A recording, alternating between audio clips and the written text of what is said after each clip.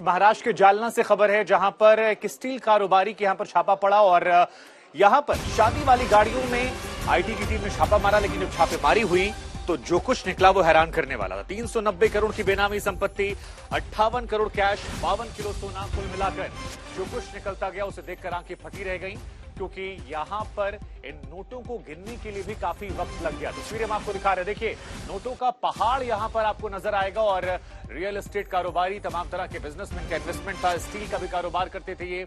और जब छापेमारी हुई तो 390 करोड़ रुपए की बेनामी संपत्ति यहां मिली। ये नोटों का पहाड़ हम आपको दिखा रहे हैं, 58 करोड़ कैश, 52 किलो सोना, कई गाड़ियां यहां पर छापेमारी में लगी। और आयकर विभाग की इस छापेमारी में जो कुछ निकला वो हैरान करने वाला था, आंखें फटी रह गई। अब आपको ज्यादा जानकारी के लिए चलते हैं मेरे सहयोगी सईद अंसारी के पास, वो आपको बताएंगे यहां से क्या कुछ हासिल हुआ है। बहुत धन्यवाद शुभंकर। और आइए अब हम आपको बताएं कि आखिर किस तरह से फिल्मी अंदाज में यह छापा मारा गया। 58 करोड़ रुपए कैश बरामद हुआ है और इसके अलावा ये एक पूरी बारात लेकर निकले थे ताकि किसी तरह का शक ना हो। 27 करोड़ रुपए तो सिर्फ फार्म हाउस में मिले हैं और कुल अगर ये कैश की बात करें तो 58 करोड़ रुपए हो गया। लॉकर में 30 करोड़ रुपए मिले।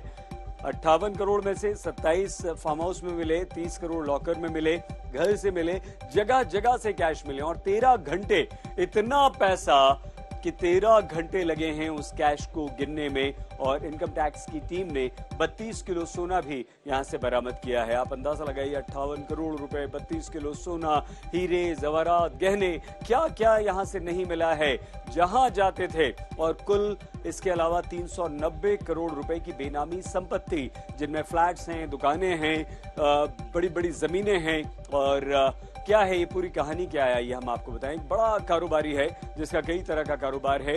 1 से 8 अगस्त यानी कि पूरे हफ्ते भर तक 8 दिन तक छापे चलते रहे हैं।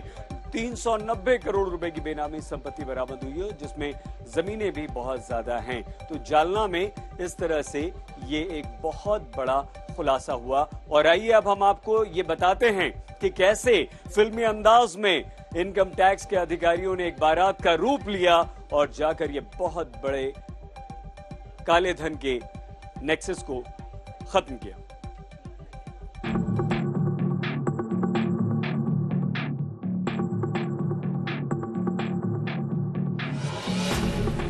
एक कमरे के अंदर फर्श पर नोट, टेबल पर नोटों का बंडल, जिधर देखो उधर नोटों के बंडल। नोट इतने कि आदमी देखकर चकरा जाए। इतने नोट जिन्हें देखकर लगता है कि किसी बैंक के उस सेफ रूम में पहुंच गए हैं जहां नोटों का ढेर हो। इतनी अकूत संपत्ति का सच जानेंगे तो आपके पैरों तले जमीन खिसक जाएगी। नोटों के बंडल एक के ऊपर एक रखे हुए हैं। इनकी गिनती चल रही है।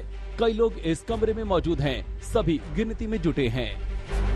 कोई नोटों को गिनता जा रहा है तो कोई काउंटिंग के बाद उन्हें बंडल बना रहा है और फिर सजा सजा कर रखे जा रहा है। इतनी बड़ी दौलत की ये सच्ची तस्वीर महाराष्ट्र के जालना से आई है।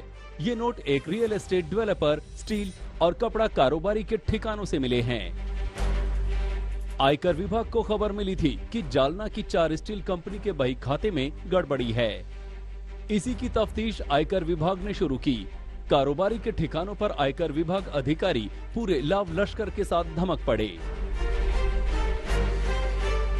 लेकिन जानकारी के मुताबिक बिजनेसमैन के घर से कुछ नहीं मिला।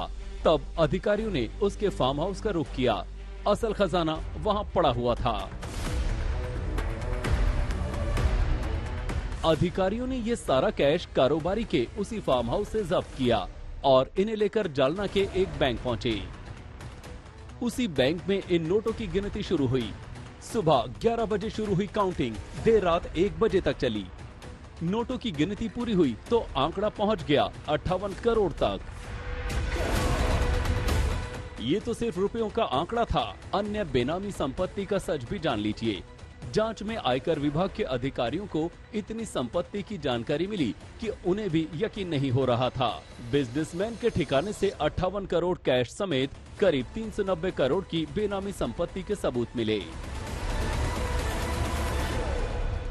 390 करोड़ में 58 करोड़ कैश, 32 किलो सोना, हीरे मोती की ज्वेलरी और कई महंगी प्रॉपर्टी के कागजात मिले हैं।